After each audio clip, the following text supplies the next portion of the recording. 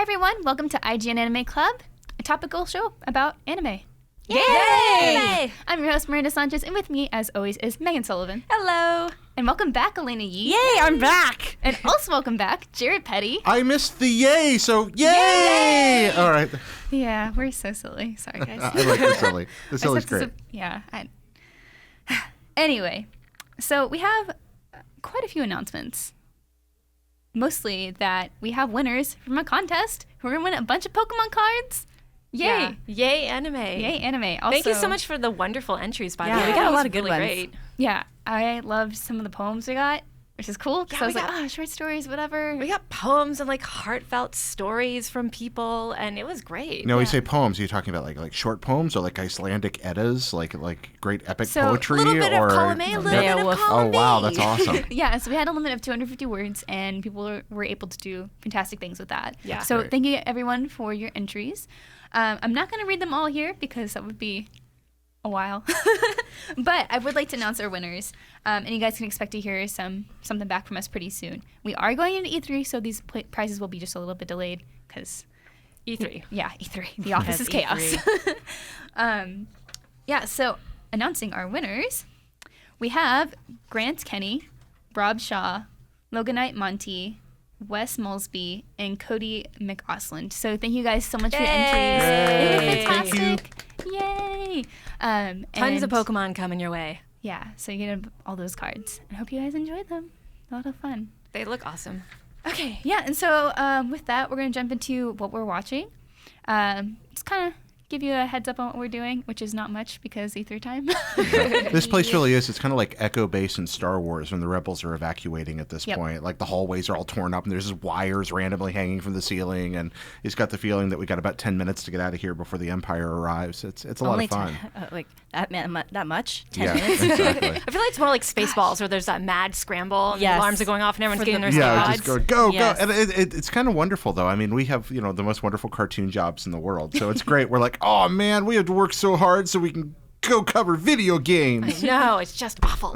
Yeah, it's a lot of fun, but it does not leave a lot of time for yourself. Like this past weekend, I just took a moment to relax, mental cleansing, like get healthy, be ready for the storm that is Yes, E3. you don't want to get sick during E3. Right. That's the worst. Yeah, so this weekend, I just really caught up on Cowboy Bebop, of course, for the watch party. And then I am behind on almost every show except for Food Wars because that's all I had time for. And as always, it's fantastic because who doesn't love cooking and sexy men? So, yeah.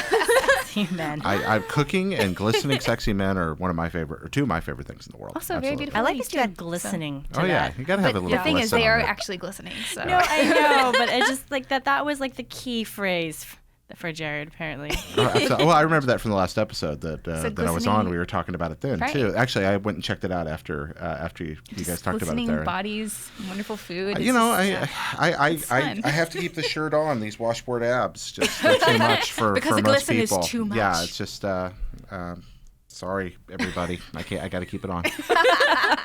So, what have you guys been able to watch, if anything? I guess you could say I've been bad because I haven't watched anything new. Like I was feeling very like nostalgic this weekend, so I like pulled out like the old CD with my copy of the Rurouni Kenshin OAV. Oh, Oh, wow. Which I guess is not the most warm and fuzzy sort of nostalgia because it's pretty dark. But I really like it, so I just watched it again. is going back to an old anime for you like going back to an old book? I mean, just something that Yeah. you're kind of like a beaten up old paperback and you just go back to it again and again. For me, definitely. I definitely was the kind of person when I was younger, I would reread books like 10, 15, 20 times. At that point, oftentimes, it was memorized. It's just something very comforting about it. Fun. Yes, very nice. So I also did not have a ton of time because thank you E3. So I watched a little bit more of Gintama, which is as silly as ever. And my boss actually lent me a movie called Red Line, which came out in 2009, and it took 7 years to make. over 100,000 handmade drawings to make it. And Oh, wow. if you like style over substance, this is the movie for you. It's a racing movie, basically, about an underground race called Red Line, and this guy named Sweet JP who wants to race in it. But of course, there's this interplanetary war going on, Of course. and he's in debt to the mob, and the only way to get out of that course. is to deliberately lose these races. But of course, he wants to win Red Line. So it's all his crazy adventures.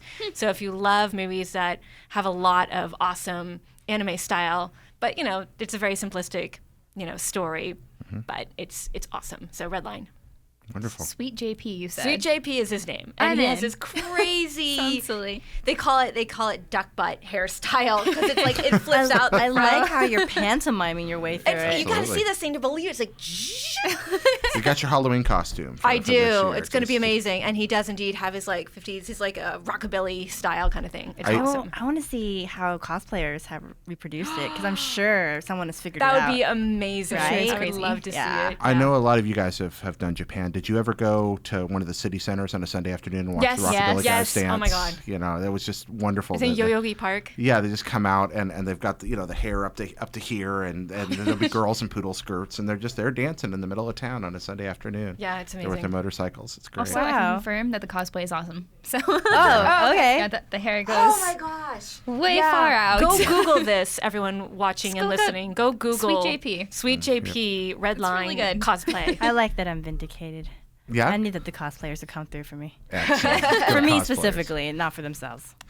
I didn't watch any anime this week. I was traveling to Astoria. I watched The Goonies, which should be an anime. While I was there, absolutely. I went up there for the 30th anniversary and just got back. So, but no, I have failed the city in this podcast by not watching any anime in the last week. If because- it involves Goonies, you've never failed. okay, that's It's it. always a win. It's always victory. It's our time down here. Yeah, It really that's is. right. Yeah, I'm good with that. That's such a quotable motion picture, and what a ball I had on that trip. I could not have.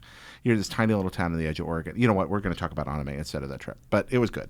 I don't know. That's Yay. pretty awesome. Did you talk about your trip elsewhere? No, I haven't. I Aw. think I'm going to talk about it on the comedy button tonight. Okay.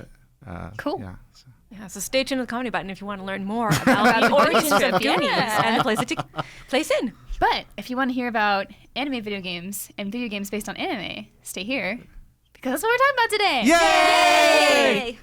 So, in honor of E3, which is, Looming kind of, before us. Yeah. Hit Like a on that just a gigantic little bit monolith. already. Yeah. We want to talk about video games from anime. I mean, let's be honest, there hasn't been very many good ones that come to the States or really anywhere else outside of Japan, which is a little annoying, but, happens. But they do come. They do, yeah. there's So we just something had- to say about that. Are there standouts? I mean, are there good ones that you think of just love? So I really like the Love Live game on iPhone. Okay. This is kind of like a music rhythm kind of, hit the circles as they come in, kind of tapping rhythm game, but it's fun. But other than that, it's just kind of hard to pick out like the really good ones. Obviously, I think the Naruto Shippuden Ultimate Ninja Storm series is a lot of fun. It's like beautiful. The combat is actually pretty fun. Of course, you can argue whether or not everything is balanced, but within fighting games, competitive games, there's always balance issues. Yeah. There's also a fair amount of really good Dragon Ball games. I think if you kind of look at a lot of the Bandai Namco games that have come out for anime, I mean, it's mostly like shonen stuff, but it's still a lot of fun. Like Yeah. they have a lot of really good fighters and things. And of course, Pokemon. And of course, I mean, Pokemon. It's kind of in You a know. league of its own, though, right? Yeah. Well, I mean, like it was a game first, Right. That turned into An anime. anime and everything. So, but yeah, there's a ton of stuff. I know, Jared, you wanted to enlighten us on some sweet. Uh-oh. Yes. Histories. Historical stuff. Time to be old. No, You but- brought props. No, I did bring props. I've got a couple of props here. Show One and is- tell. I've got my little. This is my little Hello Kitty LED handheld game. It's so adorable. Hello Kitty, not first associated with anime, more of a character in the traditional Japanese Can you sense. but- describe that for people who are listening? Yeah, for folks who are listening, this is a tiny little handheld using an LED monochromatic screen where they kind of pressed in little things that when you agitate it with electricity, the little picture appears, and you steer her around with a little flower-shaped D-pad and use the little apple she's holding as a button, and just try to accomplish silly little things. It's one of those little portable games. You can look these up on the internet. I'll pass it around if anybody wants to. do. see It is but- show and tell. Yeah, it is show and It's tell, but it's kind of fantastic. adorable. And they, these were. It's a lot like if you've ever seen a Game and Watch. That's similar to that, or if you had a Tamagotchi as a kid, it's kind of like that. The other one I have here is Top Secret Episode Golgo 13. Now, I actually owned this as a kid, which I probably shouldn't have. This is one of the first anime games to come to the United States. It was for the Nintendo Entertainment System. It's based on Golgo 13, the manga and anime series. You guys familiar with Golgo 13? No, explain what that is. Golgo 13 is this dude that shoots people a lot. He's a he's kind of like really grumpy Japanese James Bond. And he wanders around the world with his awesome sniper rifle and shoots people. And in between shooting people, he has sex with the ladies. And then he goes and shoots people some more. And that's really kind of his MO. And James Bond. Yeah, kind of like James Bond, except, without like the happy charm and more the like, I'm just going to kill you. He's just, the guy never smiles. Smokes a lot of cigarettes, sits in a lot of sun-drenched rooms feeling sad, and then goes out and kills some more people. And so that's he's emo James Bond. Yeah, he's emo James Bond. That's a really great description. Emo James Bond. So Golgo 13 Top Secret Episode is... this came out for the NES, and this is a really odd game in a number of ways. NES, as you know, was heavily censored in the United States. Yes. But some of the censorship didn't exactly make it into Golgo 13. This is a game where, for example, when you want to refill your life, you go to the hotel, and there are these little anime-style cutscenes scattered around the game. Duke Togo is his name, and Duke will look at the camera, and then he'll turn around and face away from you, and you're looking over his shoulder, and he'll talk. Somebody will walk in, and there's a cutscene, and it's just text. But it's lightly animated, and they really made an effort to make it look like anime or a manga conversation. And Duke will talk to somebody. Well, when you need to refill your life, you go to the hotel and you meet a woman who, I kid you not, her name is Cherry Grace. And you meet Cherry, and then you and her have a romantic conversation in your hotel room, and then it cuts out of the room, you see through the window, and you see the two characters embrace, and the lights go out, and your life meter fills up. So this predates God of War by a number of years. Oh, by a number of years. You have sex to regain life in Golgo 13 in a Nintendo game. Yeah. It's Duke smokes, and this... It's a terribly flawed game, but it tried a lot of interesting things. They had side-scrolling levels, and then they had side-scrolling shooter levels, and they had first-person mazes, and they had first-person shooting levels, and then they had these sniper mode levels, and they tried to do all these different things. What's that? I said, holy moly. Yeah, they crammed, and none of it worked, but it's all glorious. You know what it reminds me of? What's that? Nier, which is also a hot mess of a game that works really well. I know it's like a random thing to just shut out, but that's because it's this mix. I mean, you were saying like it's a side scroller, but it's like a first person maze kind of thing. Yeah, and none of it works, but they tried really hard. Nier's a great comparison, actually. It's really fun. It's the only video game where the jump and shoot buttons are reversed that I'm not angry at, because it just sort of fits how janky the rest of it is. Yeah. It's hard for me to recommend it if you weren't there, but it does a lot of neat stuff. It tries these anime type scenes. Every time you use a continue, it's an episode. And when the episodes run out, the series is over, whether you finish the game or not. So you have a limited number of continues. I'm talking way too much about Golgo. It does have maybe the most glorious ending of any video game ever. At the end of Golgo 13, you're in a room where they are cloning multiple Hitlers. And you're being attacked by laser beams. And Hitlers are leaping out of the cloning tanks and attacking you. So you're fighting lasers and tons of, like, an army of Hitlers. And when you finally defeat all the Hitlers and damage the machine, Hitler's brain, the real Hitler's brain, is way off, and you zoom in on this sniper mode and shoot Hitler's brain with a single bullet. And this predates, was it Wolfenstein that did it? Oh, yeah. This predates all of that stuff. Oh, yeah. Bionic, you were forever killing Hitler on Nintendo. You kill him in Bionic Commando, too. That's right, That was I forgot called that. Master D. I just feel like the scenario you've described is just missing sharks. Yeah, actually, there are sharks in Golgo 13. Yeah, they're really irritating. This game does not disappoint. You scuba dive and you're attacked by sharks. It saw the future, and it knew what all our pop culture references were going to be. Sharks with freaking laser beams. And just crammed it all into this to just warn us of what was coming. That's amazing. Okay, what is Cassandra G? Some sort of weapon? Oh, yeah, Cassandra G is a weapon. It's a virus. And the whole plot's kind of driven by that thing. So there's Golgo 13. That's kind of, I'm sorry, kind of out of order. I hope... That's amazing. That's fantastic. Yeah. It's a fun game, and I had this as a kid, and I'm like, when I'd play it, I'd be kind of like, am I supposed to be playing this? Because I knew what was going on. I was like, just looking to see if my parents were behind me. I mean, it's not graphic or anything. The Japanese version, the female's actually naked in the game, although she's all pixely, so it's hard to tell. But that's Golgo. We never see naked because anime. No glistening men. No glistening men in that one? Not in that one. Right. No food porn? No food porn either. But, so have you guys ever played any of the early, like, anime games that did come out? Have you ever gone back and played any of the early anime-inspired games, say on the Famicom or the SG-1000? No, the earliest system I had was Sega Genesis. Okay, all right. So by that point, it was just starting to leak into the States. You had things in that 16-bit era that made their way over and started to be identifiable as anime. But in Japan, where anime was big business and manga was big business at the time, of course, it was very natural to adapt. We had Sesame Street games in America, or we had Mickey Mouse games. So did they, for that matter. Oh, don't get me started on Mickey Mouse capades. Yeah, so they took their popular properties and turned them into mostly kids games. You had an Astro Boy game for the NES. You had Doraemon. You had Phoenix. You had for the SG-1000. You had Delinquent Girl Cops. You had Can't say I played that one. No, Delinquent Girl Cops. The SG-1000 never came here. None of these games that I'm describing ever came over here. But then you did have a couple that kind of slipped through. Dragon Power, for example, which is based on Dragon Ball. But all Dragon Ball references are stripped out of it. What, is that a licensing issue? It was a nobody cared about Dragon Ball over here issue. Really? Yeah, at that point, because this is the late 1980s.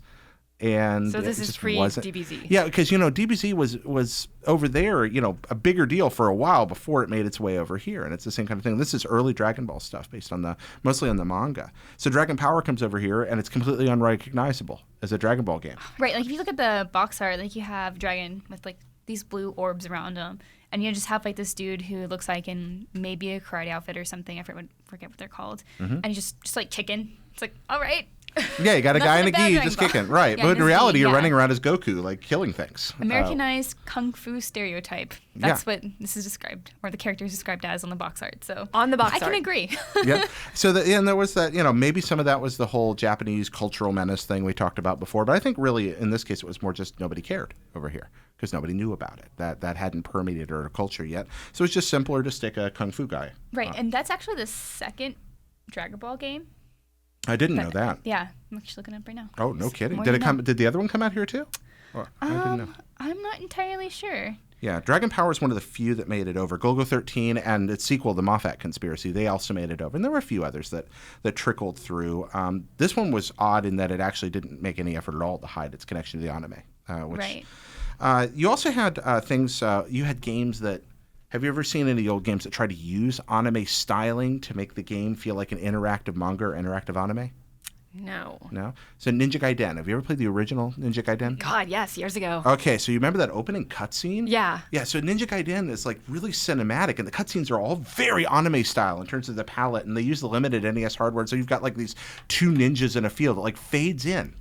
And there's that boom, boom, boom, boom. You remember the scene, right? Yeah. And then it like zooms in on their faces, and you see the motion behind them, and it's an anime.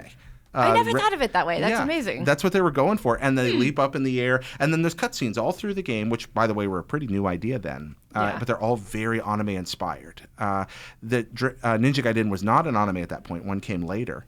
But it still tried to emulate the form. Moon Crystal is another great one that didn't come over here, unfortunately. And if you can get your hands on Moon Crystal, play it. It is beautiful. It's one of the most gorgeous 8-bit video games I've ever seen. And it's, again, great anime cutscenes. Yeah, I think the closest that I've gotten is like old Taito games or like puzzle games where they have sort of anime-esque. Oh, totally. That aesthetic, like yeah. Magic Drop and what was another one that I was playing? Are you talking about Magical Poochie Drop? Carrot. What's that? Is it Poochie Carrot? Poochie Carrot? Yeah, Poochie Carrot. which I've never actually played. I've only It's watched actually people really, play. really fun. Is it? Yeah, we used to have an arcade machine that played it at IGN, and then it disappeared, and I've been angry ever since. The Poochie Carrot machine just disappeared? It just disappeared along with Cleopatra's Fortune, which was another one that has this cute little animated Cleopatra, and that was a puzzle game as well. And I think that's the closest that I've come that I can remember playing something that had sort of an anime-esque, at least look. Yeah, aesthetic to it. So people tried to emulate that. The hardware was so limited, but you did what you could. And then coming back the other way, you have some American games come to Japan, and sometimes Japanese would try to make the art style more palatable to a Japanese audience. So you have like Ultima 3, which is this very kind of grindy, ugly RPG. Really good game, but not pretty at all, designed for computers. When Japan ported that to the Famicom, they make the characters look all bright colors and cute, and they have like rounded features, and there's this peppy music playing, and it's subtle, but they were doing. You can see the anime influence on what they were trying to accomplish there. You run into something similar when Maniac Mansion was sent to Japan. Even though there was a version of Maniac Mansion in America released on NES, Jaleco made a special version just for Japan to change the art style to fit, again, more that look that people expected. And everything's much rounder and brighter and cuter. It's a neat little thing there. And then you have, I'm talking a lot. No, keep going. Okay, just want to make sure. Enlighten us. It's our history lesson. Okay, just wanna make sure. Old people talk with Jared. And then, so then we had the CDs come out. And when CD-based gaming happened in Japan, much earlier than it happened here, by the way, the PC Engine, which we know as the TurboGrafx, came out in the late 80s in Japan, and the CD unit came out very quickly there, much sooner than it did here. Now, CD technology at that point was single speed, and there wasn't a lot of RAM in the thing, and so you could really only do 3 useful things with it. One, you could make big games that you loaded a little bit at a time, so you didn't have to worry about ROM constraints for your games anymore. So you could make games that were long, like, say, a long RPG, much more easily, much more cheaply. Second, you could put great sound on it because you just played Red Book audio. You just played it like a CD while you were playing the game, which was a big thing. And third, you had this situation where you could put cutscenes in your games, and they could be real animation because you just play the cutscene as part of an intro. And then you'd play regular, yes. like, video game level. This era. Yeah, that era, exactly. You remember these. You play any of these? Sega CD is something that I had years and years ago because Lunar Eternal Blue came out on that. Do you remember Lunar Eternal Blue? Do you remember the Lunar Silver Star Story song at the beginning, the All Through the Night thing? Vaguely. Oh, okay. It is just like, it is the most radical butt rock leg warmers thing ever. It's this fantasy intro, and I think I'm going to do it a service. The 2 consoles that this really affected were the TurboGrafx 16 and the Sega CD, both of which had very small American install bases. But there was this company called Working Designs, this guy named Vic Ireland, who up to that point had been making database software. And Vic figured out that pressing CDs was really cheap, and he loved Japanese culture, loved anime, loved that whole world, and wanted to bring it to more people. And so he started importing and translating Japanese games for those 2 platforms. And even though the install base was small, his stuff sold almost 1-to-1 with these platforms because the games were different than anything else you could get at your home. And they had this beautiful art and these beautiful animations and the wonderful music and this very kind of distinctive feel to them. And so you had games like Lunar, you mentioned. How do you know all this? Like, I am listening to you, and it is just like, I mean, it's like Googling it into a computer, and then you come up with this Wikipedia page better. of information. I owe smarter people than myself most of this. There's some video game historians that have worked really hard over the last few years to inform the public about this. People like Jeremy Parrish or Frank Cifaldi or Chris Kohler and a lot of other guys have worked very hard to make sure that there's programs like Retronauts, which I highly recommend you go listen to if you're interested in game history. I've heard about you internalize all of this in the most wonderful way, and I find it completely fascinating. I'm like a kid at Christmas. I love the stuff. It's just, and I was there too. That's the other part. That helps. If you were there and kind of dived into it. I mean, I wanted a TurboGrafx so bad. Ryan McCaffrey actually had one, and I hate him for it because they were so expensive. Oh, they were expensive. But yeah, you had games like Lunar, which had that amazing song. It's actually a really good RPG. You had Ease. Books 1 and 2. Oh my gosh! Some people say Wise. It's Ease. It's Ease, yeah. Yeah, and which is a gorgeous game. Yeah, and actually they released it for the Nintendo DS a few years ago. Actually. Yeah, they that sucker has been on just about everything now. Yeah. That has been re-released like 20 times. That game stands. Mechanically, it's not all that interesting, but it's fun and it's pretty, and the music is bodacious. Right, and so the thing that stands out for that is like the anime style kind of cutscene. Yeah, exactly. And people say, "Whoa, yeah, it looks so good." I feel really dumb because whenever I was a kid, I was watching commercials for Final Fantasy and all those games on the PS2, and I didn't have a PS2 at the time. And I just thought, I was like, dang, those graphics are so good. I didn't realize those were like cutscenes. It was just like the CG for that. Well, it was a box shot. You saw it in a comic book, or you saw it in a magazine, or you saw it as a still most of the time, or you saw it in motion for a 4-second clip in a commercial. And that was enough to sell the thing. And you're like, wow. Like, wait, you saw Final Fantasy commercials as a kid on the PlayStation 2? I was really young, yeah. Because I remember the original Final Fantasy. Now I feel like I'm 80 years old. Oh my gosh. But yeah, I remember when I was younger, I was like, oh man, I really want a PS2 because Final Fantasy just looks so Somebody good. get me a wheelchair. Oh my god. I've got one at the house, so we can wheel it over. And then it didn't turn out that way. But I mean, it's kind of cool, like how they took more liberal arts with their cutscenes. Absolutely. Like that anime style. It's fun. I mean, even if it's not necessarily based off an anime or kind of like trying to mirror that style. They were nice. trying to mirror the style. They were trying to create something that was like an interactive anime movie. And maybe you looked at Cosmic Fantasy 2 or you looked at Pop Full Mail and you're like, these could be characters. And a lot of these did spin out to, I mean, there's been a Ease movie and there's been I think there was a Pop Full Mail movie. Was there a Lunar anime or movie ever? I feel like it's the kind of thing that would be, because it has that anime style. I don't know if Lunar has had one or not. I'd be surprised if it didn't, honestly, because a lot of these, wasn't there a Magic Knight Ray Earth 1, 2, and there was a video game for Magic Knight. But I think that and I can't remember which order that went in. Did Magic Knight turn into a game, or did the game turn into Magic Knight? I thought Magic Knight Ray Earth was actually a manga. It was a manga series. Okay. It was a manga It's a series clamp. first. Yeah, it's Okay. a clamp. That's Thank why. you. That helps. I appreciate that. So yeah, that's how it started, and then gradually around the time Miranda talked about having her Genesis, the Super Nintendo, around that era, you start to see more recognizable characters appearing in games. By the time PlayStation comes along, it's so darn easy to port the stuff that you really start seeing. And that's around the same time, really the early 90s to mid 90s, that anime starts to get some traction in the States. And some of these things come over in more recognizable form. So that's a long thing on how some of this happened and some of the early examples. But again, even in the mid 1980s, they were hard to find, but there were examples of anime in games. And kind of like today, some of them were crappy, but some of them were crappy in interesting ways, and a few of them were really good. Have you played one recently that you found to be a good anime-based video game? An old one that I found to be a good anime-based video game, or a new one? A newer one. A newer one? Oh, goodness. I don't remember the last anime-based game I really enjoyed. I think I can actually answer that for you because you reviewed a game. Did I? Dynasty Warriors Gundam Reborn. Okay, that's fair. Absolutely. You know what? That is actually fair. I gave that a 7, and it was a well-deserved 7. That game was fun. It was grindy and enjoyable, and I got to play with hundreds and hundreds of Gundam. So by definition, is good. Yeah, is good. Exactly. Yeah, that was a solid game. I'd recommend that to somebody who especially who enjoyed Gundam, because it's kind of a Gundam All Stars experience. That's really, it's very fan servicey. Thank you for reminding me of that. You're welcome. Wow. Oh, and side note, Lunar does have an anime and games.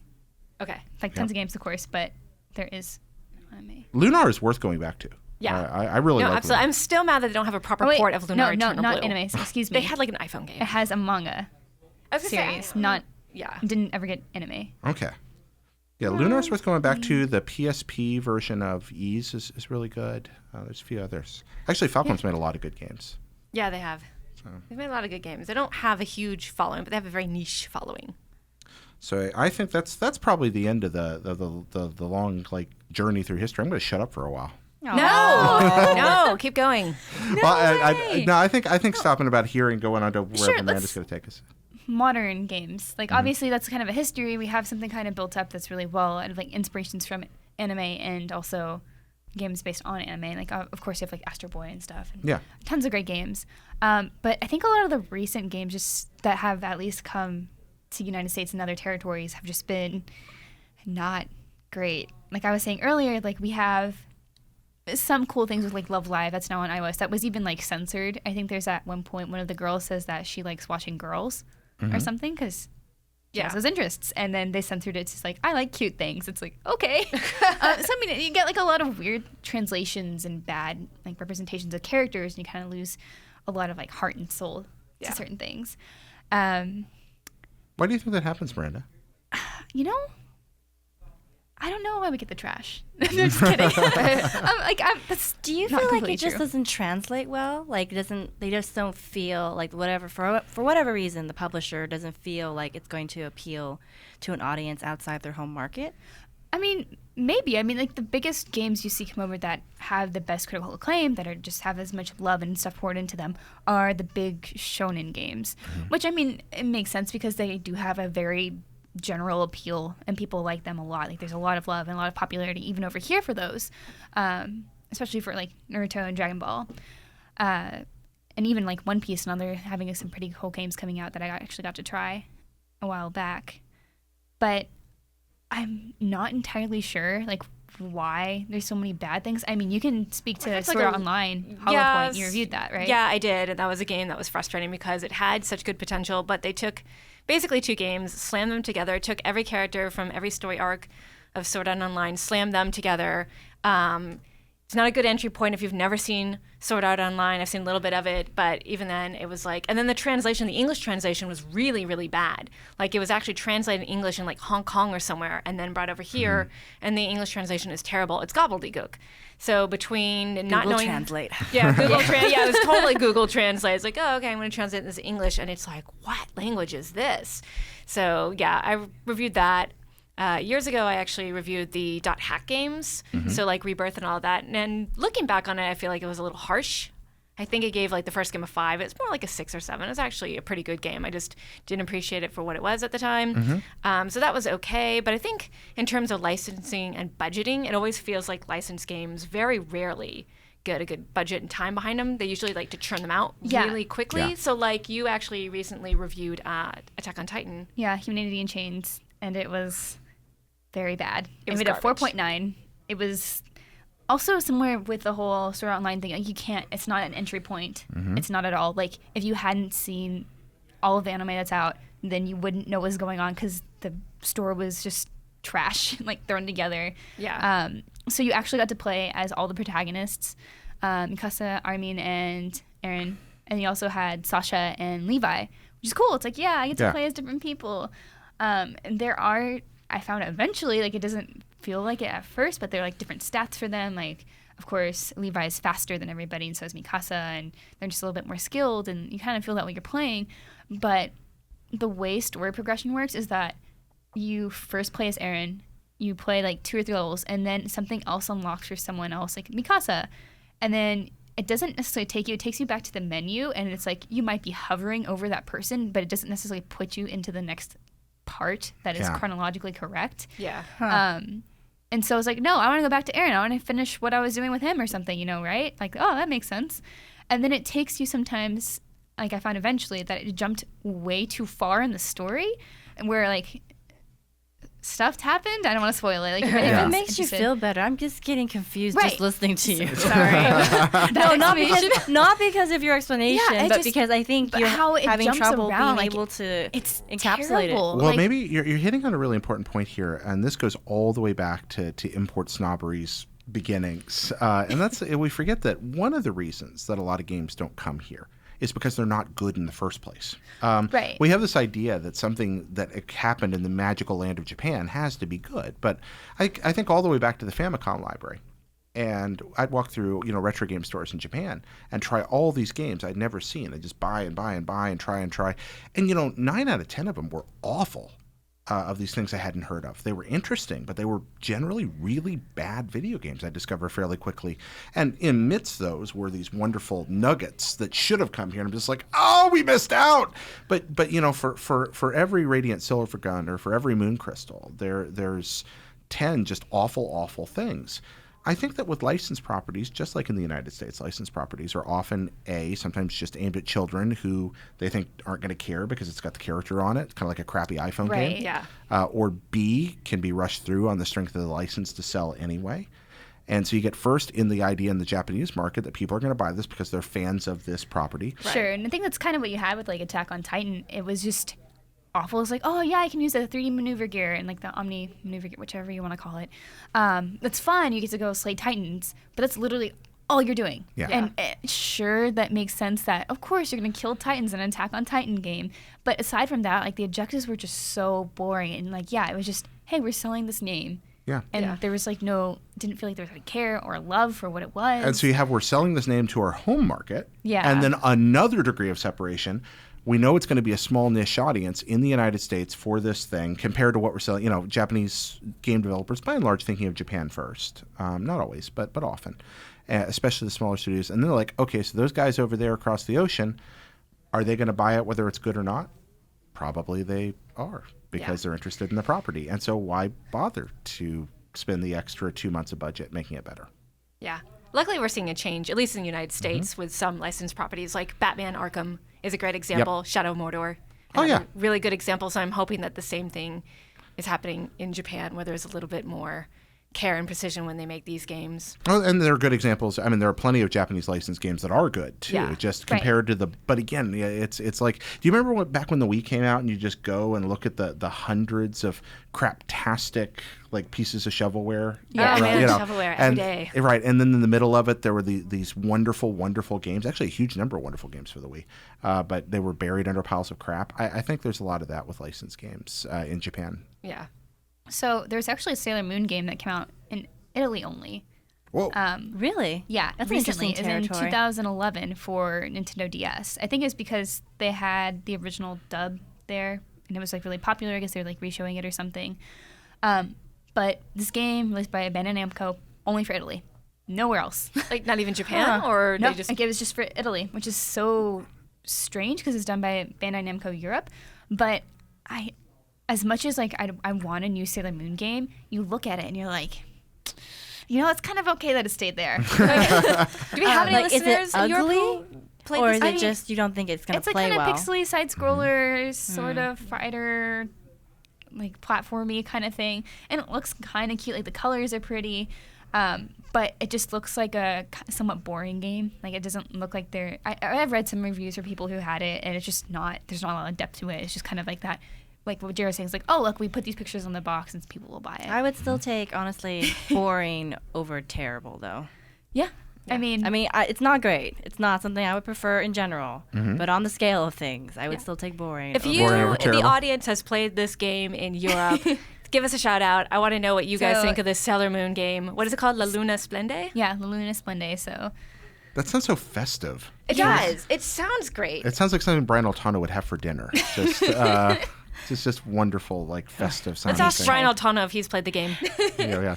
when he's So- recovering from all the pizza. I Yeah, think exactly. the newest thing we might see, and we might even get to see at E3. I hope they have it there because, of course, Bandai Namco will have a presence. Was the just announced Sword Art Online Lost Song, and they already announced that they're going to redo, I think, the translation for Hollow Point. I think that's what I Yeah. saw for the PS4. I certainly hope so. Yeah, so I think they recognized that it was trash and that they did a terrible job of making sure that it got over here correctly. Yeah. So hopefully, if we get to see that, because Lost Song is coming out this year, and a big point with Sword Art Online Lost Song is that it features like a ton of characters. You don't just play as Kirito; you can play as a bunch of other people too. So I'm hoping we get to see that, and hoping that they did the show a little bit more justice. I mean, even though Sword Art arguably is not the best show, and that's fine. I mean, it Like has the its first good story points. arc is supposed to be really strong, but I guess it falls apart when it turns into a harem, and it kind of happens So- in the Vita game where it's there's a lot of focus on dating as well as you still have the RPG elements, of course, because of the nature of the game and the franchise, but it was still just like. It was just uncomfortable, where it's like every cutscene where you weren't in battle was everyone falling over themselves over Kirito. Yeah. It's like Come he's on. okay, guys. He's not that great. Yeah, it's not all that in a bag of potato chips. Yeah, I don't know. I think. Oh, sorry, Miranda. Go ahead. No, I was just gonna say the show gets. There's some better arcs. Like the most recent arc, Mother's Rosario, was actually pretty good, and I would actually like to get into Sword Art and Attack on Titan and like debating on whether or not those are good shows eventually. Yeah. But for another day. Because I know we have Sword Art Online fans, so we're Yeah, not I knocking mean- Sword Art Online. No show is perfect, and that show is not perfect. But Jared, I just feel like any yeah. Sword Art Online game in general is going to be a failure until I can put on an Oculus and lay in my bed, like on my back, and be angsty and forget to eat and play it. That's really if It's I'm going to play coming Sword soon. Art. That's what I 2016. want. Yeah, that's 2016. what I want. Yeah, and, Oculus Rift is coming. so I'm good with that. But also, I think a lot of companies with the harem stuff and the rest of that, or any of the dating element stuff, maybe they just look at Atlas and are like, we know how to do that. And then halfway through figure out, no, we don't, but we're already making a game. What Persona manages to pull off with that is really rare. I don't know how they'd manage that again and again to have this kind of like amazing interactive dating sim part by day / fighting monsters and dragons by night thing. It's but so well balanced. Like Yeah. the relationships, you don't have to be involved romantically with anyone, but you can if you want. exactly. And Except I couldn't date Kanji in Persona 4, so I'm sad. But Aw. I was really sad about that too, by the way. I was really hoping that they would do that. But I do love that the mechanics of the social link are so wonderfully tied in Yeah. with the character development. yeah. It's very good. So hopefully we'll see more on Persona 5. I know we're going to see more about Naruto Shippuden Ultimate Ninja Storm 4. I think we're on 4. 4. Yes. We've seen a ton of that already. It's coming out pretty soon. But yeah, hopefully we'll get better games based on anime. I mean, some of that's definitely the need old. They used to have this adage on Podcast Beyond. Vote with your wallet. Yeah. And I want people to keep sending anime games over here, but let's buy the good ones. Yeah. Because that promotes by creating more good ones. If it's kind of the same thing that we run into sometimes with kind of second tier JRPGs that maybe aren't as fleshed out as they could have been with another 6 weeks of polish. Yeah. If we don't buy them, they'll hopefully make something better. Nier. I'm going to evangelize that game well, for the Nier's rest of my fun. life. Nier's fun. Nier's fun. It's ugly and it's a hot mess, but it's such a great example of something where support it. Go out and support it. Yeah. Yep. So let us know what you guys think about games based on anime. I know there's like some pretty cool Yu-Gi-Oh games out there, some cool Digimon games. And tell us which ones you guys want to come to the States. Like obviously there's some in Japan that have come out that we may never see, but let us know what you guys think. I'm actually also curious if there are actually any that have made it to other markets that haven't hit the United States, because we have an international Sure, fan yeah, base that absolutely. listens to us. So yeah, if you guys out there in Brazil or I don't know, Africa, Asia, and are listening, just let us know. People of Italy, tell us about Sailor Moon. Yeah. No, that's good. That's a great point. So we were talking about Persona and how it's just like a fun, great game, but it also has an anime. And there's a lot of games out there that have anime. Oh, that's How do a you bad feel, place Jared? that Jared just went to. No, I mean, okay, so this Tell us is, about it. again, Whoa. the problem with video games is that sometimes the best video game is not really all that well suited for a story, especially if you put it in the wrong hands. And I do think you could make a killer limited series out of Persona if you did it right.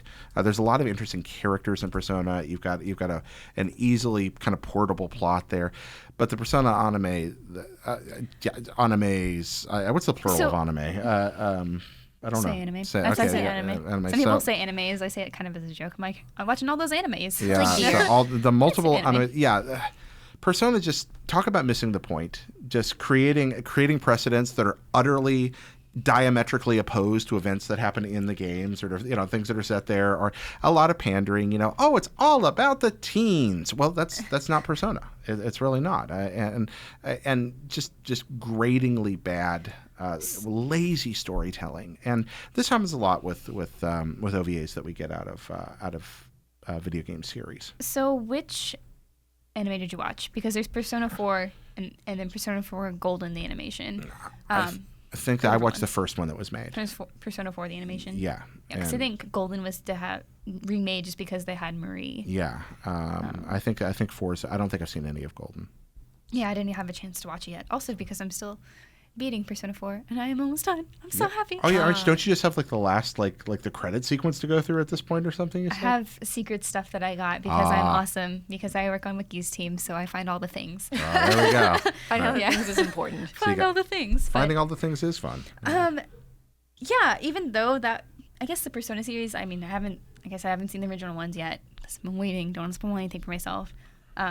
Sad that it's not represented super well to what the game is. Yeah. There are other games out there that have anime series that are actually pretty good. Yeah, there are bad ones. There are good ones. I before we move to the good ones, can I want to jump in on. Tell us all the bad stuff. No, the one that sticks in my craw most is so were you around for Spirits Within when Final Fantasy Spirits Within came to theaters? Yes. Yeah, okay, so I was. Square was on top of the world. They could do no wrong. Once upon a time, children, Final Fantasy games were all really good, or at least we thought they were. Squaresoft was king of JRPGs. Yeah, Squaresoft was king of RPGs in general. RPGs. And so they made a movie studio. And Sure they did. made a Final Fantasy movie, and it was really expensive, and for the time Megan. especially, Whoa.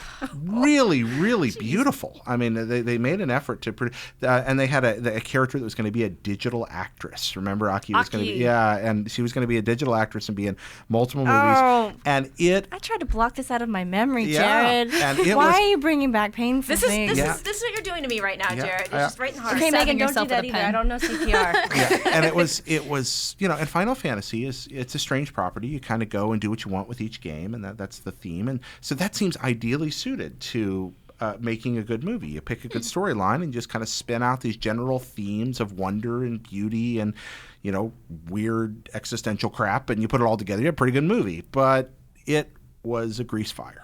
It was really, really... Grease fire. It You're was so a polite. bloody black hole that sucked all the money out of Squaresoft and basically got Sakaguchi booted from his own company. Yep. That's exactly what happened.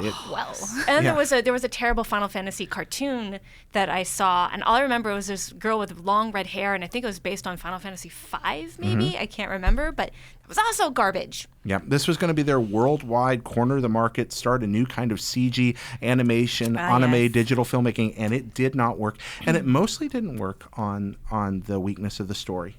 They really just didn't listen to people when they're creating it. They did what they wanted to do, which can be a very good idea sometimes. But no, it was very up the alley of overly convoluted Final Fantasy. It was that, and I also would say that I think they were just so obsessed with the technology aspect, they just forgot that people care more about story and being able to connect to that than they do about looking at hair. Yeah, especially when they're going to watch a movie. Now, there are video games where, all you have to look is the stats on our graphics comparisons to know some people really care about hair, but that's video games, not movies. That's exactly, a whole and other they market. came at it from that perspective of having built these amazing video games that everybody had loved and thinking, well, we can translate what we've been doing in our cutscenes directly over to this movie experience, and it's not the same. Yeah, and didn't make any sense. It was lovely, especially for the time. It still looks pretty good. It looks like a cutscene in a video game now, but it looks like a nicely done cutscene in a video game. And it's worth going and watching. It has good ideas, it has amusing moments in it, but it's just a story about people living on a space station discovering that there are ghosts from outer space that are making the planet Earth unhappy, and they have to try to shoot the ghost with a giant super ghost killer. But Ghost made if you me shoot them unhappy. with the ghost killer, that makes more ghosts, and actually then they're making the planet Earth mad and killing it because Gaia is real. And oh my goodness, there are ghosts on this. What in the world? It's a Final Fantasy story, is what you're saying. It is, yeah. But you could have made a Final Fantasy story, parsed it down to the roots. Can you? Can you ever really? Yeah, I think so. I'm still confused by Final Fantasy 13. Okay, well, yeah. Yeah, Final Fantasy 13, Final Fantasy 7, both Kingdom make Hearts. absolutely no sense. Kingdom Hearts is the most convoluted story. I actually went on YouTube the other day, and the briefest overall summary for Kingdom Hearts still took like 25 minutes, and this guy tried to parse it down to its absolute basic elements, and by the end, I was still like, what is going on in this franchise? But 4 and 6 both make sense. Tactics has an amazing story. Oh, we're back to Final Fantasy. Yeah, back to Final Fantasy. Sorry, but yeah, 4 and 6 make sense. Tactics has a great story. Tactics is amazing, but that's a different writer altogether who I know, does Tactics yeah, and that's Tactics true. Ogre. Yeah. And he partially did Final Fantasy 12, but the reason why that story fell apart is because the writer kind of left, and I cannot think of his name right now, but that became a little bit of a cluster as well. I'm sorry if I sidetracked us here. This has kind of become So- Final Fantasy griping as opposed to anime griping. It's okay. I'm sure there are plenty of people listening right now who would empathize. Spirits Within and Persona 4 animation are not so hot.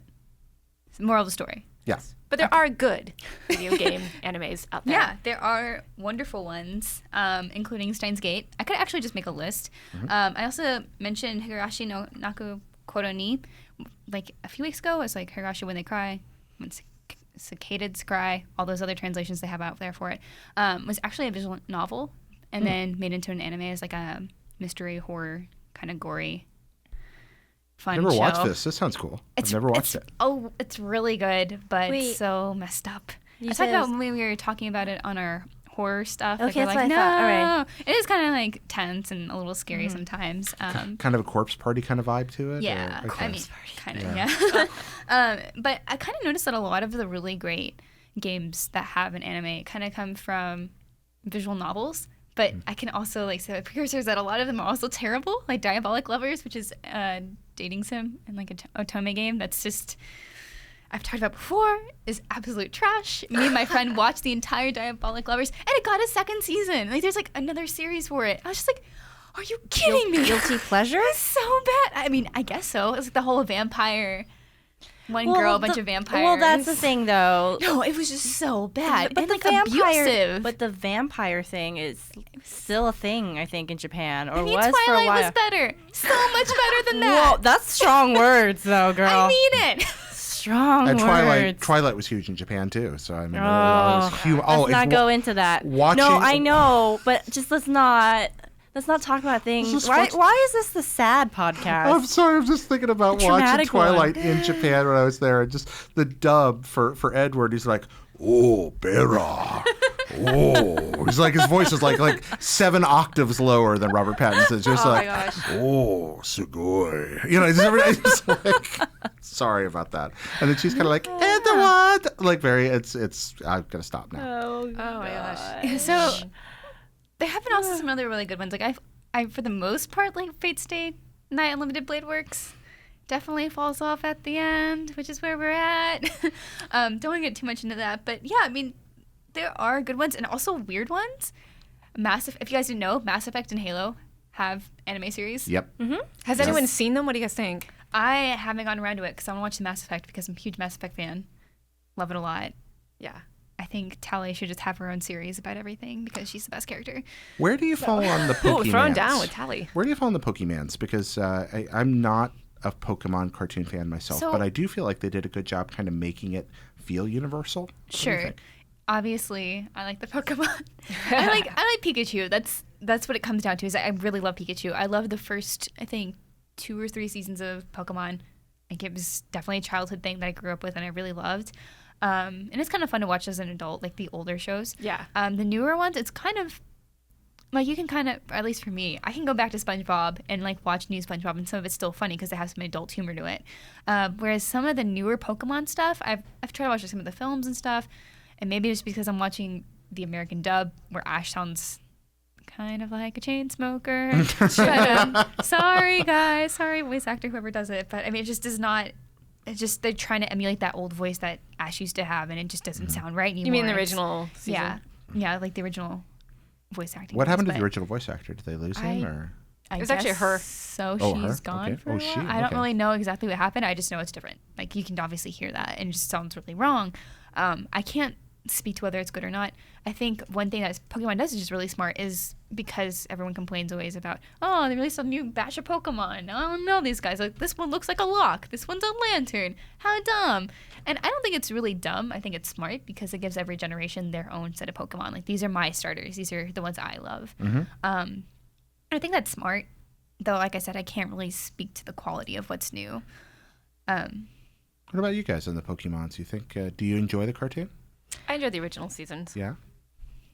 I was never really able to get into it. And then when the Pokedex swelled to astronomical proportions, my poor little brain said, nope, peace out. At one point, it got to 150, and it was only 150. I forget how Yeah. many there are now. Like, I don't even want to know. 600 something, I think. 600 and some, I And after think. 150, I was like out. I was like, what is happening? Yeah. Yeah. There's just so many shows out there based on games. And we're also getting God Eater here pretty soon. So that's exciting. Yeah. What about ones you wish were what about games you wish were anime? Elena had a good one. Oh, I felt like mine was a bit of a cheat because it kind of already is an interactive anime, but I kind of wanted to see an anime version of Catherine. Oh wow, that'd be glorious. It'd be so good. How would you So structure it? weird. Well, I mean, the whole premise, right, of the video game is that this is an episode very akin to the Twilight Zone. So if they had made a series that was kind of based on that, then you could kind of just have like different episodes where you would have these really random and weird things. Would you how dark would you let it go? I mean, would it have that strange kind of weird psychosexualism that Catherine has carried through in the story, or would you go more realistic and step away from the kind of mental surrealism there, or would you build that in and just not explain it? I think the whole appeal for that game, honestly, for me at least, was that surreal kind of feel to it. That it's very almost stream of conscious, like a very visual stream of consciousness. Yeah. So there's 2 ways you could go with it, right? Where you could go like zoom out and do the whole Twilight Zone-esque sort of like approach, or you could go really deep into that world and kind of maybe delve more into maybe like prequel style, right? How these characters came to be, all of that place in their lives to interact in that way. Neat. I don't know. That's really cool. I think It's a weird game, but it sticks with me still. I can think of a couple. I really enjoy Japanese takes on American properties and the way they sometimes choose to reinterpret those. Something like Earthbound, for example, which is kind of the Japanese take on like 50 small town America. So I want to carry that to the nth degree and see what a Japanese Fallout series would look like.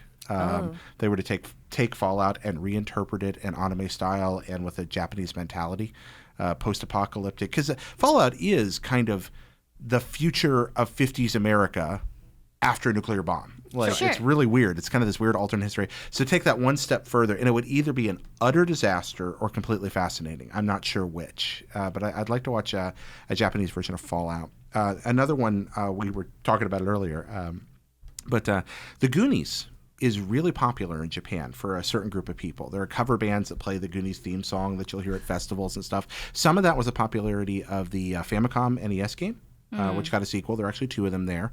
And some of that was the popularity of the movie, and some of it's a Cyndi Lauper song. I'd love to see the Goonies done as anime. Maybe it's like a limited series. Not the same story, but do something with them. I think that would be really cute and potentially could be really exciting. Plus, I just want to know what Anime Sloth and Anime Chunk look like.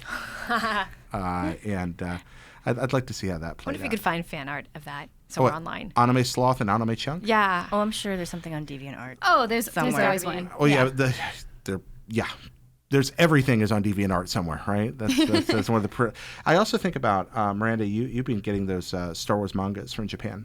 I'd love to see just how those reinterpretations of the Western characters. Dark I love Horse that stuff. has Star Wars manga, so let me just give you a spoiler. Luke is super moe, but he's so cute. Yeah, he is really cute. They're all cute. I love the character designs. Yeah. Is there Moy Darth Vader? Darth Vader looks like Darth Vader. Yeah. I don't know how much you could do him. to that helmet. Yeah, But you could make it so chibi and cute. Yeah, but Han Solo kind of looks like he just got off like a motorcycle downtown. He's like, hey, it's like, he's pretty suave still. He's that's his really cool cool. self. Oh, that's amazing. So I have actually a few games that I really like to see as anime or even OVA. I think BioShock could have some super awesome OVA. I don't think I'd want an anime. I think just like one-off stories, but like, hey, this is what's going on in Rapture. There's a lot of talk about getting a film, and there's so many inherent challenges with that. And I think animation is just like the perfect space for it. Yeah. Because there's just not as many limits, obviously. So I think that would be amazing. Just kind of go through the different parts of Rapture and different stories, and maybe share like the fall of Rapture and all that good stuff. I'd also like to see Dishonored, because there's so much of that world we haven't seen, and these are like some of my favorite games. So it's just like, we just make my favorites into anime. But the little rats would be so cute before they blew up. I mean, that would be bad. I mean, I think this would definitely be like a darker. Yeah, like, I'm being silly. No, not everything's moe. Everything's chibi. Outsider is cute. He probably would be anyway. So because he kind of is like handsome, like depicted as a handsome guy. So. Yeah. And then my last one, I'd want to be The World Ends With You, which is a Nintendo DS game. It came out in 2008. Such a good game. So amazing. In Shibuya, features a bunch of kids fighting for their lives or the chance to be alive again, kind of thing. A lot of good action, a lot of like character interactions, like developments. I think it just translates pretty well into like a cool, solid like 12 episode series. That's a great idea. Absolutely agree. Fun fact, they really remade all of Shibuya in that game, like pretty accurately. I could tell where they were. Yeah, I was like, I've been on the street. Yeah, it was a little weird. Oh, and then I thought of another one, then I forgot it. Jet Set Radio Future. Oh, That's so colorful and bright and so open. There's so many like gang rivalries and like stuff with the cops and like so much they could just do with that and build out their own world. Like even if they just made like a new like set of kids, like a new game, like that's they a really good kick idea. out Beat and Bubblegum and I like them all. Yeah, Beat and Gum, so cute. But yes, that would be awesome. There's really just too many to list, honestly. If we really got going, we could be here for a while. I was going to say, it has to be done right, though. This is one of those things that it has to be done right, but with the right writing, sort of like the way the original TMNT had a lot of jokes and humors written in with the action, I think Borderlands would be an interesting anime series. That's interesting. That way, if nothing else, the visual appeal would be stunning. The visual appeal is a huge reason why I like Borderlands so much, but also the sort of humor and, obviously the gameplay aspects are fine, but for an anime, just the characters are all kind of really interesting. You could flesh them out a little bit more. You could bring back sort of that sort of Anthony Birch kind of silly sense of humor from Borderlands 2. Might really work. If properly done, it would be, I think, a really interesting anime. And then just something that would be really fun. This is way back in the day, back in my day, I used to play this game called Contra. Oh. Oh my goodness. Oh, you would. Oh man, Lance and what were their names? I can't remember. I don't know. I can picture them. I can picture the cover because it was based on like Sylvester Stallone and like Dolph Lundgren or something like that. I can't remember. There is a Contra arcade machine in Astoria, but it's not the Contra arcade game.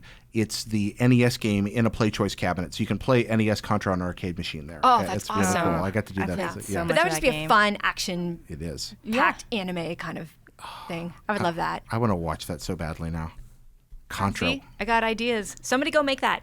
Which has nothing to do with the Contras at all, and yet is strangely named Contra. It's about aliens, which is just weird. It's crazy. So, guys, listeners, countrymen, fellow memberships, peoples, Of Anime Club. Anime Club friends. Let us know what you guys would want to have, like, as an anime. Like, obviously, there's so much out there. Limited to games, though. So, no Goonies. Sorry. No, but Goonies had a game, right? Goonies had 3 games. So that's fine. So, no, yeah, it Goonies counts. had 3 games. Yeah, If it has to be a game, it Found your way counts. in. Actually, that's when I said a Goonies anime. A lot of the movie's popularity has to do with the games. Sure. Konami made 2 really interesting Goonies video games, and then there was a third PC one that wasn't as big a deal. But they're all really neat, and I'll talk about Goonies video games till the end of time because they're radical. I like the first one more than the second. Yeah. So, loophole. If it has a video game, it counts. Yep, so there it is. There we Harry go. Potter Thanks for the and all loophole. this Yeah, I stuff. kind of cheated there where I said Goonies, didn't I? Spider-Man. Aw. People are going to be like, that's not a game. What's wrong with him? Yeah, it works. It's so, Goonies. If you have a problem with Goonies, you got a problem with all of us. Yeah. I'm just saying. This is our true. Time. Yeah, so let us know in the comments. Tweet at us. Whatever. Just let us know. What's new anime based on The games. anime. Yay. Yay. So hopefully, ending on that, hopefully God Eater is good. Yes. Yeah. Speaking of awesome anime. Awesome anime. Yeah, anime watch party. Yay! This week was so good. So good. Yeah, So we got a good. lot of great feedback too. I know one of the comments made me think that I am not a very smart or deep person because it never occurred to me. So, do you want to tell us about that comment? For this week. Yeah. Do you want me to read it out loud? Yeah, I'm just going to go over it. This week we went over Cowboy Bebop episodes 15 and 16, which was My Funny Valentine for episode 15, and episode 16 was Black Dog Serenade. So, what was that comment? Oh, you want me to start with that? All right. Yeah. Let me flip over and read this. So this is from Enter Audio, their username. And they said, quote, in a sense, Spike only sees his past. Faye has no past. In a weird sense, they kind of fit together like puzzle pieces, end quote. My mind was like, Yeah. that never occurred to me, but it's so true. That is some existential awesomeness right there. And it completely makes sense. Yeah. That's really great. It's so sad. It Faye's is. story is just so sad. Like, You thought so? yeah, I mean, thought it was it's more told in a mysterious very than anything else. sure, like a little lighthearted, like, oh, it's fun, but it's so tragic. Like, she's just this innocent person. She's like, I'm 20 years old, and I'm actually like 50 something or 60 now because I've been sleeping for 50 years. So She's 74. 70 something, yeah. Being a person out of your own time. Yeah, That's- and it was kind of funny when she's like recounting her memories, and she's like, oh, that's a TV, that's a cell phone, that's a whatever. Yeah, and the one It's thing is like oh, a it's washing machine. It's like, oh, Yeah. that TV, it's a washing machine. That was really funny. It's like- Actually, it just pops out and you just And clothing. you're like, what? I mean, it's kind of so believable. Like, what, was once familiar to her is, like, just completely wrong. And she doesn't know anything about herself. And it's just so sad. Like, you have this person who just has to recreate her own life. And then it kind of makes sense that she's scared, like we were saying before, that she's so scared of being attached to people. I mean, you look at what happened with her and Whitney, and Yeah. he just completely used her. Yeah, absolutely. She's kind of the tragic version of Fry on Futurama. Yeah. But, no, it is wonderful. It is sad, and I think amnesia storylines, like most of the time, can be very tired. But it works for Faye because we don't even know any of this until we're halfway, more than halfway through the series at this point, right? So they do a really good job just to be like, oh, there's the character that doesn't know anything about themselves. No, they do a really good job of kind of easing us into that person because she's so guarded, because she's become so abrasive to keep people from finding out, because you discover a lot of that has to do with the fact that she doesn't have any freaking idea who she is. Yeah, and she can't find out. Like, her records are completely obliterated. Right. So It's interesting because she's sort of infantile at the beginning, where because she doesn't have any memories, and it's the first one you see her point of view, like literally a first-person perspective at one point, where she wakes up and she's surrounded by all this technology and is just as discombobulated as essentially the audience is at first and has to relearn everything. So she starts off very childlike, and then she has this sort of father figure who sort of turns into this sort of lover who gains her trust enough to be like, hey, if anything happens to me, I want you to have all of my assets. But with that comes debt. So basically, it's an insurance scam. Yeah. And because she's sort of in this new life, it makes a very terrible impression on her, and it completely messes up her head. And so you see why back in Jupiter Jazz, she splits at the first sign of getting attached to all these people. And I brought up earlier that, in fact, with Jupiter Jazz and this episode and later in Jet's episode, there's this theme of betrayal. Oh, yeah. Like, everybody on the Bebop has been betrayed, except for maybe... Even Ein. I mean, to an extent. Kind of, like, to an extent, Except yeah. maybe Ed, hopefully. yeah, Ed seems just to be pure comic relief. Like, Although, for all we know, Ed's been orphaned through some tragic circumstances. she seems fine. Yeah. But you're But she right. seems fine, so it's yeah, okay. It's kind of weird. Like, yeah, we never see her parents. We never see her family. She's just kind of Ed. It's Yeah, like, okay. maybe that's Ed. her. That's her protective shell. That's how she deals with all the tragedy and losses. She's not quite all in there. But it's a great observation you make. I did not notice it, and you hit it dead on point that there is kind of this mini arc where Kira betrayed, and kind of running here all in this little sequence. And I think it's very powerful, and I love that the writers had the discipline not to hit us over the head with the fact that she doesn't have a sense of identity. You know, when we meet her and she's completely childlike and honestly abrasive and annoying, they're not like, and here's why. You know, they trust us enough to get past those things. Just like the other characters come to love her despite her flaws, so do we. And so when we learn the reasons, we're even more sympathetic instead of this kind of ham-fisted approach they could have taken to that. Yeah, I actually think that's the reason why I didn't actually take away maybe a sense of sadness about learning about her past, because I felt like in that episode, I actually felt like I saw more of how the ties between the characters on the Bebop are strengthening. Yeah. You know, I felt like in some ways this was almost a vehicle to exhibit that, right? So you kind of see how Jet and Spike make allowances for her. Yeah. You know, and you were starting to see this even in Jupiter Jazz, right? Where Jet made a point of going to look for her. Yeah. He's like, oh, we have to go for it because of the money, of course. It's like, But it didn't seem they like, probably knew that they didn't have tons of money, and they're just Yeah. like, well, she's kind of like part of the Bebop family now. It's Yeah, kinda, she's become part of the crew, and and Yeah. you look out for each other. It's a guy, like you said, family, and ultimately it is a growing family, and one of the things that makes the show work so well. Also, watching this after 7 months after a tragic accident, I've gained a new appreciation for the terror of debt. And that also made this episode. It's getting better, but I watched it and I was just like, "Oh yeah, oh I know, oh, that feeling. that feeling." I mean, that's the worst, right? You wake up, you have no, and this is maybe just my personality, right? You wake up, you have no idea who you are, and then someone says to you, you have this astronomical debt. To me, that last part would be the most terrifying part of all. Yeah. It's like, wait, what? And it's interesting because you make How the did it assumption- happen? Yeah. You make the assumption it's her gambling debt because they sort of set it up that way at the Right. beginning. Sure. And in fact, that's not at all what it is. Yeah. That she is innocent in all this, but that they make her sort of look like a bad girl, and actually it flips the script, and it's like, oh, she owes a lot of It's money medical for something. debt. Yeah, it's Yeah. medical No, debt. like, who Exactly. knows? Like, she could have been, like, super rich or something, but she's not going to ever know that. And so, like, the only way she doesn't know, like, what skills or talents she may have learned before, like, now she just starts from a clean slate. So it's like, well, I guess I'll just go gamble because it's a way to get, money fast. Yeah. So Kids, it's kinda, let Cowboy Bebop be your lesson. Medicare for all is a good idea. so we actually had some more comments. Alan Holman said he actually emailed us, which you can too, at IGN_Anime Club at IGN.com. I like that Faye comes from a relatable time. The idea of IDs on the skin of one's neck is a scary prospect about the future. I kind of wish we knew a little bit more about Faye's time. So like, she was 50 years prior to where we are now. Right. Or like maybe a little bit more than that now. She was like, if you do the math, according to the show, she was put in cryo in 2014. Yeah. That's So, I mean, that's like right now. Yeah. And it's really interesting because Yeah. the show was created. I mean, Cowboy Bebop came out like what, 98? Yeah. So that's it's kind of already- trippy. You guys think we can go find her and interview her? Yes, Like, right. wake her up for a little Not while. only and- that, but when she fell into her sleep, that was about the time that the gates were made. Yeah. I think that's also part of the show. That makes sense. Yeah. Think about it. Because in the previous episode where Ed was playing chess with that guy, they said that like 50 years ago he set up this revenge plot and then forgot about it. Right. Yeah. Because that's when the gates started getting unstable and there was an accident. So What just happened food for 50 thought. years ago in the Bebop history? Yeah, something significant. Yeah.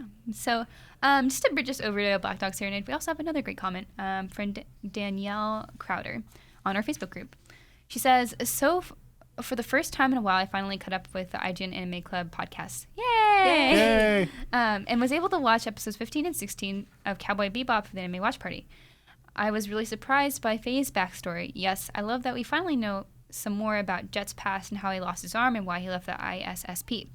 But with Faye, she, 1, ended up in an accident while she was 20, 2, was in some kind of cryogenic sleep until they had technology to fix her, and 3, lost her memories. Which, by the way, when I heard the doctor say how much she owed them, I kind of thought that was the reason why she gambles, which it is, we found out. And maybe it's the reason why, I don't know. But what I also liked about episode 16 was a little nod to Star Wars. That was something I really liked about the series, are those little nods to Star Wars. And everybody loves Star Wars, so anything we can grasp at for Star Wars is good. And so for Black Dog Serenade, which is where we kind of get back into Jet's more of his backstory, obviously very dedicated cop. Like, he's really cares about what he's doing. He cares about his partners. He cares about the people around him. And he constantly gets betrayed. Yeah. Like his lady friend was just like, nah. Left him. Yeah, she left him. Yeah, for understandable reasons. But Yeah. then, like, his partner just, Yeah, you know. decided that he was going to set up the mafia so he get paid or whatever. yeah, so it's kind of sad. Del Toro says, you either die a hero or you live long enough to see yourself become a bonsai enthusiast. That's great. That's really great. That's Which wonderful. is where we see Jet is. He's kind of like, in a way, broken, but he's not entirely broken, like the way you kind of see with sometimes with Spike. Like, you see, like, there's some triggers for him that are way Right. more severe than, like, with Jet or anybody But else. did you notice that because somebody pointed this out, I was reading an analysis of that episode, and I loved this point, which is that Jet sort of acts like Spike when he's around his old partner, that he's a little bit more reckless, and that he's going out there, and that when Fad dies at the end, he sort of dies in Jet's arms the way that Rocco and Ren, like, dies in Spike's arm, and there's this dichotomy there. Like, again, where it's just interesting. The relationships are like not an accident. It explains more about like how Jet got his arm and how he's come to be. He's his father figure on the Bebop, and yet when he's around his old partner, he's a little more reckless, which I thought was interesting. Well, we forget, I think, that our fathers were once something besides our fathers. Right. And that's what I like about this episode a lot. This is one of my favorite Bebop episodes. And the reason for that is seeing finally a little piece of this person, getting to see the irresponsible and flawed sides of Jet played out in such immaculate detail. You talked about him, being broken or maybe not. I think Jet is the most broken of all of them. He just covers it well because he has to. Somebody on that ship has to hold it together. Yeah. It's And fine. yeah, it's Hein. That's true. That's Hein. That's a good point. But it's the guy who's literally broken. The Right. guy Yeah. with one arm. The guy who every day carries around a physical reminder of the things that went wrong in his life. I mean, as bad as Spike's situation is, he's not maimed in his body, and Jet is. I think that, but Jet's picked up that mantle because somebody has to. But he chose it. Did you guys catch that detail where I think Faye asks, like, regeneration, I think she said something like, regeneration doesn't cost that much. Right. Why don't you just, I guess, basically replace your arm? Yeah. And he doesn't really answer. Like, he says something kind of like, well, my arm is my arm, right? And so in some ways, I interpreted that as, him accepting that something in his life had changed. Yeah. Yeah. I think And that's that's kind of why he sticks with bounty hunting and doesn't go back to his previous Which life. is so interesting because it feels like Spike is always chasing after his past. Faye is always running away from hers, and yet he's sort of in a place almost of acceptance. Like he managed to get very in the kinda- present, yeah. He's in the present. He definitely seems to have, like, moved on in a way. Like, sure, it still kind of stings sometimes, like, past happens, but Yeah. he doesn't ever seem too hooked on what happened. Like, even when he saw his old wife, I don't think they were married. I think they were They're just like his together. girlfriend, yeah. this episode strikes me as a lot. My dad was in Vietnam, and I didn't even know that until I was a teenager. My father did not tell me. Really actively tried to conceal it, and but gradually it started to seep through, and I learned more and more about it. And here's my dad, this laid back, friendly, small town pastor, good dad, loving husband. And then when the flashback stuff started, which manifested later in his life, I'd see my father just transform at a trigger from the person I knew to somebody he had been when he was 19 and in the middle of a war. And you'd see this flash and suddenly every aspect of his appearance even would change.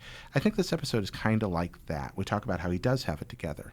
But when your past comes and finds you again, when you find that trigger, when you hear that buzzer that sets you off and brings you back to where you were, that's what I like about Jet. That's true. Actually, now that you mention that, that's a wonderful comparison, because when he does go after, this old criminal that he thought was the one who took his arm, he does get a little more aggressive. He is a different Jet. And even in the flashbacks, it's more noir almost. Like to see, you can see the contrast of how Jet is now and how he was back then. Yeah. So thank you for sharing that story. That was absolutely a really good way to tie that in. With that very deep thought. No, it was really great. I mean, I wish we could talk more. Obviously, there's so much more we could say about Black Dog Serenade and all the other episodes. Should probably cut it off. We're getting we're at long. 120. Yeah, thanks for hanging around, guys. Yeah. But if you'd like to join in the discussion, send us an email at IGN_animeclub@IGN.com. You can comment on our Facebook group. You can do any the social media stuff. If you are, please hashtag IGN Anime, and that's IGNIME. And then we can read your comments and join in the discussion. Not next week, the week after, we will be discussing episodes 17 and 18. We will not be having a show next week because E3. Yes, but some of us will be on E3 shows and stuff, so watch out for that. Yeah, absolutely. Yeah. So hang around. We're gonna see what we can find there. That's cool. Come to IGN and indulge our narcissism. Yes, please do. Yeah, so I think that's all for this week. Just a reminder, again, we will not have an episode next week. Sorry. Can't do it. Not sorry, too much awesome E3 stuff happening. Yeah. And if we see any animated related stuff, like anime games we talked about earlier, we will definitely come back and report all the awesome stuff we saw. Yeah, absolutely. So we'll see you guys next time we come. You can follow me on Twitter at HavocRose, and that's Havoc with a K. At Megan_IGN, MEGHAN. I am at Morphing Ball. At Petty, Jared, that's COMMA in the middle. And guys, thank you so much for thank you. having me thank on you. today. I like being with you guys. You guys are just so Yay, anime! peppy in here. Yay! I love it. It's a club. Have fun. Maybe one day we'll have cookies on the show. I'm good with that. I don't know. Oh my gosh, yes. Yeah, cookies. it's kind of lunchtime anyway. Oh. Yeah, actually, I have a Do you have a cookie cutter? Yeah, I have a cookie cutter for Pikachu. Yeah. All right, it's happening. Anyway, thank you guys so much for tuning in. We will see you the week after next. Yeah. Bye. Okay, yeah, bye.